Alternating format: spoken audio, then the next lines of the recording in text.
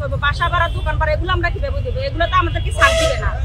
আর যে আসামিগুলা ধরছে তাদের কাছ থেকে আমার স্বর্ণালঙ্কার উদ্ধার করে আমাকে যদি আমার পায় 1 কোটি টাকা। সন্ত্রাসী 6 জন উদ্ধার করা গেল, যে স্বর্ণালঙ্কার উদ্ধার করেছে তা পর্যাপ্ত নয়। মাত্র 4 ভরি স্বর্ণালঙ্কার উদ্ধার করেছে এবং স্বর্ণ বিক্রিতে 2,44,000 টাকা উদ্ধার করেছে। কিন্তু আমার কথা হইলো বাকি মাল এখনো উদ্ধার হয় না। বাকি মাল গেল কই? আসামি ধরা গেলে কত ভরি স্বর্ণ ছিল? আমার 160 ভরি স্বর্ণালঙ্কার এবং নগদ 1 লক্ষ টাকা। এবং আপনি ফেরত পেয়েছেন কতটুকু? আমি এখনো কোনো স্বর্ণালঙ্কার কিংবা কোনো টাকা এখনো ফেরত পাই নাই। উদ্ধার হয়েছে যেটা, যে এখন আপাতত আপনি কোনো কিছু পাননি? আমি কোনো কিছুই পাই নাই। পুলিশ কিংবা কোনো আইন শৃঙ্খলা বাহিনী কি আপনাকে কোনো আশ্বাস দিয়েছিল? আমি যখন অসুস্থ ছিলাম মেডিকেলে যাই, তখন আমাকে আশ্বাস দিছে যে আমাদের নজরে আছে আসামিরা, আমরা আসামি ধরতে পারলে ইনশাল্লাহ আমরা মালও আপনাকে ফেরত দিতে পারবো।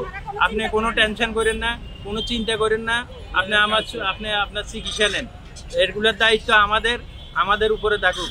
কিন্তু আমি দেখলাম গত 8 মার্চে ডিএমপি কমিশনার বলছে বনশ্রীর ঘটনায় 6 জন আসামি ধরা গেছে এবং স্বর্ণালঙ্কার উদ্ধার করা হয়েছে। কিন্তু আমরা তাতে দেখলাম যে জব্দ করা মালের পরিমাণ হইল 4 ভরি, আর টাকা পরিমাণ হইল 2,44,000 টাকা, যা আমার 160 ভরি মালের সাথে বেমানান। আমার কথা হইলো 4 ভরি মাল উদ্ধার করছে 2,44,000। এখন আইন শৃঙ্খলা বাহিনীর বক্তব্য কি আপনার জন্য? আমার কোনো বক্তব্য না। তারা আসামি ডিএমপি কমিশনার সেদিন ঘোষণা দেওয়ার পরে আমার প্রতি যে তৎপর দেখাইছে প্রথমে, কিন্তু আমি সেই তৎপরটা এখন দেখতে পারছি না।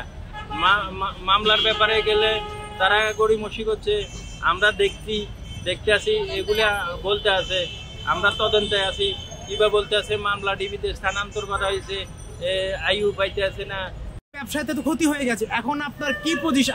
আপনার এখন শারীরিক, মানসিক, অর্থনৈতিক আপনি এখন কেমন আছেন? আমি মনে করেন অর্থ কষ্টের অভাবে আমার চিকিৎসাটা নিতে পারছি না। যদি আমি নিতে পারতাম তাহলে তো আমি এখন হাসপাতাল থাকতাম। আমি অর্থ কষ্টে সংসার নিয়ে, বাচ্চাদের নিয়ে, ফ্যামিলি নিয়ে খুবই মানবতার জীবন যাপন করছি। আমার মেয়েটা, বাচ্চাদেরকে পড়ালেখা করতে পারতেছি না, আমার মেয়ে কলেজ ভার্সিটিতে ভর্তি করাইতে পারছি না। আমি খুবই মানবতার জীবন যাপন করছি। আমি সরকারের কাছে সহযোগিতা কামনা করছি। আর যে আসামিগুলা ধরছে তাদের কাছ থেকে আমার স্বর্ণালঙ্কার উদ্ধার করে আমাকে যদি দেওয়া হয়, হয়তো আমি আমার বাচ্চা সন্তানদের নিয়ে কিংবা আমার চিকিৎসা করার ব্যবস্থা করে দিবেন। রাষ্ট্রপ্রধানকে আমি আহ্বান করছি আমাকে সহযোগিতা করার জন্য। আমার প্রায় 1 কোটি টাকা আমি বর্তমানে ঋণ আছে। আমি এই ঋণগুলো কিভাবে দিব, তাই সরকারের সহযোগিতা একান্তভাবে কামনা করছি। 1 মাস দোকানে কোনো মালামাল নেই, নগদ কোনো অর্থ নেই, আমরা কি করে দোকান রাখছি?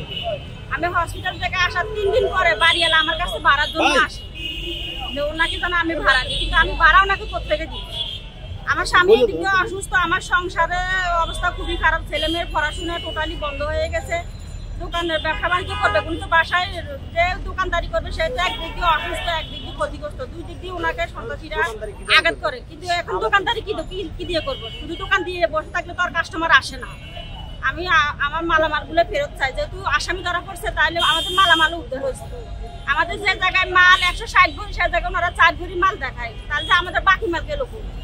আসামি উদ্ধার হচ্ছে, আমাদের মালও উদ্ধার হচ্ছে। আমরা আগুন আবেদন জানা যেন ওনারা আমাদের মালামালগুলো উদ্ধার করে, আমরা আমাদের আগের পরিস্থিতিতে যেন ফিরে আসি। আমাদের 1 কোটি টাকা ঋণ আছে, আমরা ঋণগুলো কিভাবে শোধ করবো? বাসা ভাড়া, দোকান ভাড়া, এগুলো আমরা কিভাবে দেবো? এগুলো তো আমাদেরকে ছাড় দিবে না। যে জায়গায় উনি অসুস্থ, এই বাইরের ঘটনা অল বিশ্বে জানে, সেই জায়গায় বাড়ি এলা 3 দিন পর আমার কাছে ভাড়ার জন্য আসে। তাইলে বুঝেন মানুষ কি হলে মানুষ এগুলো করতে পারে? মানুষের কি মানুষের প্রতি মায়া মমতা আছে? আচ্ছা, আমরা সেটা আপনাকে হাতে পেয়েছেন? না, আমরা এখনো কিছু হাতে পেইনি। এবং আপনারা প্রথমে বলছেন যে দারোয়ান এটার সাথে জড়িত থাকতে পারে। অবশ্যই দারোয়ান জড়িত থাকতে পারে, কারণ দারোয়ান এগুলো জানে। যেহেতু 11:30টায় গেট নক করা হয়, ওই দিন 10:30টায় ওনাকে দেখা মাত্র কেন গেটে তালা দিতে? আর আমি দিছি ভালো কথা, যেখানে আমি ছিলাম উপস্থিত, যে আমাকে তোমরা চাবিটা দিয়ে দাও, তারা বলে বাড়ির কাছে চাবি, আবার বলে চাবি হারাই ফেলছি। কিন্তু পরে ওনাকে হসপিটাল নেওয়ার পর থেকে দারোয়ানে নিজের পকেট থেকে চাবি বের করে নিশ্চয় ও জড়িত আছে। ওনাকে বিবৃতি দেওয়ার পরে ওনাকে এর পরের দিন আসামি ছেড়ে দেয় কেন? আচ্ছা, আপনার কাছে আরেকটা বিষয় জানতে চাই, সেটা হচ্ছে মার্কেটের কেউ এই যে উনি যে বাসায় আসতেছে এই তথ্যটা